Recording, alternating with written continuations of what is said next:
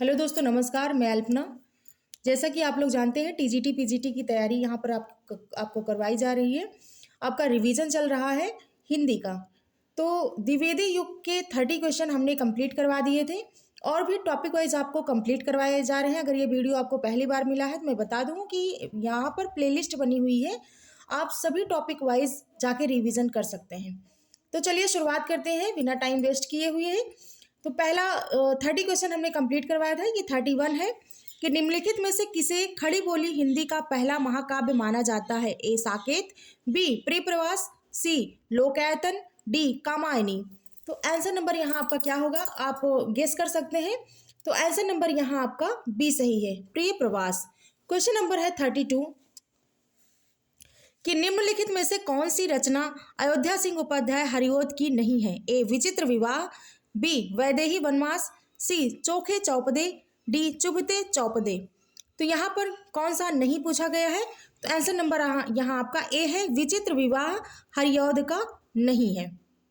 तो देखते हैं किसका है ये। थोड़ा सा हम जो यहाँ पर व्याख्यात्मक दिया गया है, व्याख्या दी गई है, उसको भी देखेंगे।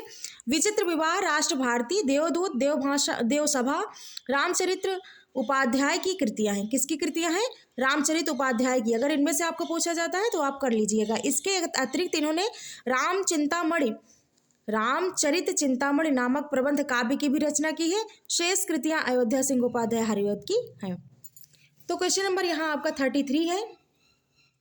क्या है 33 कि दिवस का अवसान समीप था, गगन था कुछ लोहित हो चला, कमलिनी कुल वल्लभ तरु की शिखा पर थी जब राज थी, कमलिनी कुल वल्लभ की प्रभा। यह पंक्तियां ये पंक्तियां जो हैं काव्य की किससे संबंधित है? ए आंसू से, बी परिवर्तन से, सी प्रिय प्रवास से, डी किसान से। तो यहाँ आंसर नंबर आपका सी सही है, प्रिय प्रवास से।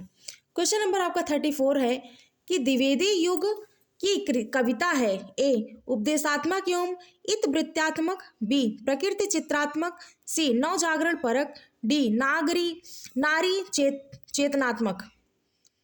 पीजीटी परीक्षा 2011 का क्वेश्चन है। आंसर नंबर आपका ए सही है, उपदेशात्मक एवं इतिवृत्तात्मक।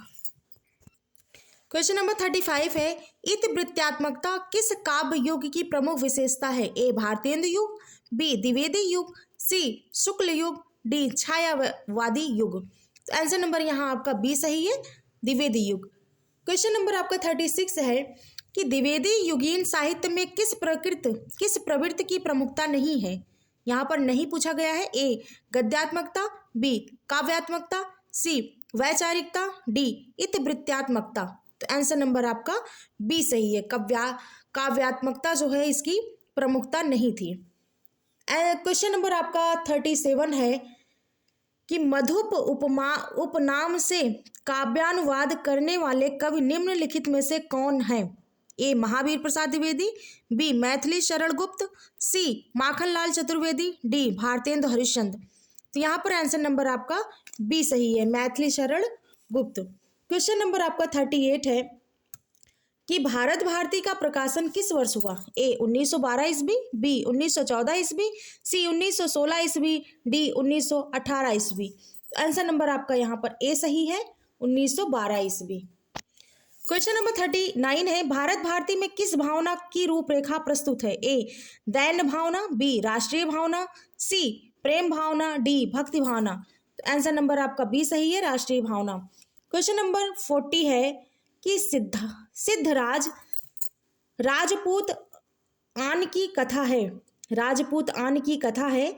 ए सिद्धराज, बी रंग में भंग, सी पंचवटी, डी साकेत। तो आंसर नंबर यहाँ आपका डी सही है, आंसर नंबर यहाँ आपका बी सही है, रंग में भंग।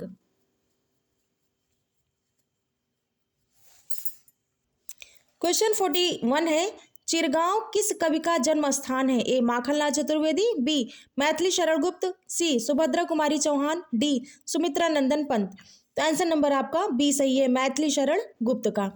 क्वेश्चन नंबर आपका 42 है कि किसान के रचनाकार हैं? ए मैथिली शरण गुप्त, बी निराला, सी हरिऔध, डी प्रसाद। आंसर नंबर आपका ए सही है, मैथिली शरण गुप्त।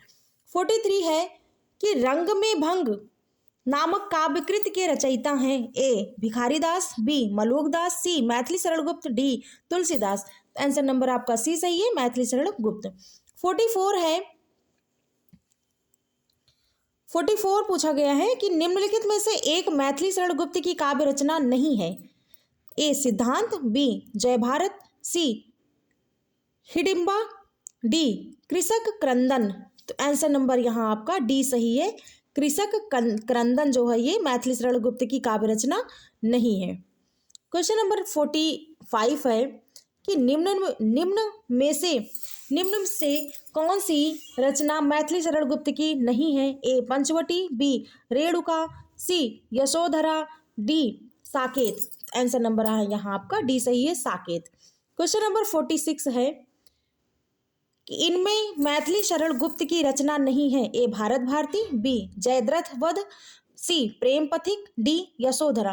आंसर नंबर आपका सी सही है, प्रेम पथिक।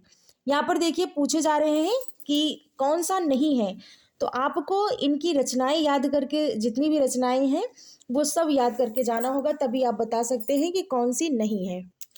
क्वेश्चन नंबर 47 है कि मैथिली शरण गुप्त द्वारा रचित जयद्रथ वध क्या है?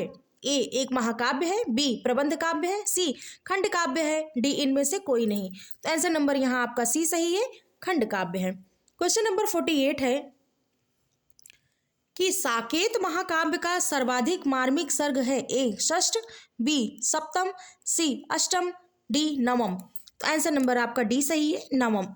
49 है कि साकेत की कथा का मुख्य संबंध किसके चरित्र विकास से जुड़ा है? ए राम और सीता के, बी लक्ष्मण और उर्मिला के, सी भरत और मांडवी के, डी लक्ष्मण और सीता के।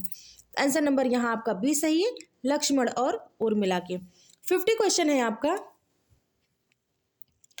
कि मैथिली शरण गुप्त के ने इतिहास के उपेक्षित नारी पात्र को निम्न पुस्तक में प्रतिष्ठित किया है? ए भारत भारती में, बी रंग में भंग में, सी द्वापर में, डी साकेत में। तो आंसर नंबर आपका डी सही है, साकेत में। आंसर नंबर आपका डी सही है, साकेत में। 51 क्वेश्चन है द्विवेदी युग के संपूर्णता प्रतिनिधि कवि हैं? ए श्रीधर पाठक, बी हरिऔध, सी मैथिली शरण गुप्त, डी इनमें से कोई नहीं। आंसर नंबर आपका सी सही है, मैथिली शरण गुप्त।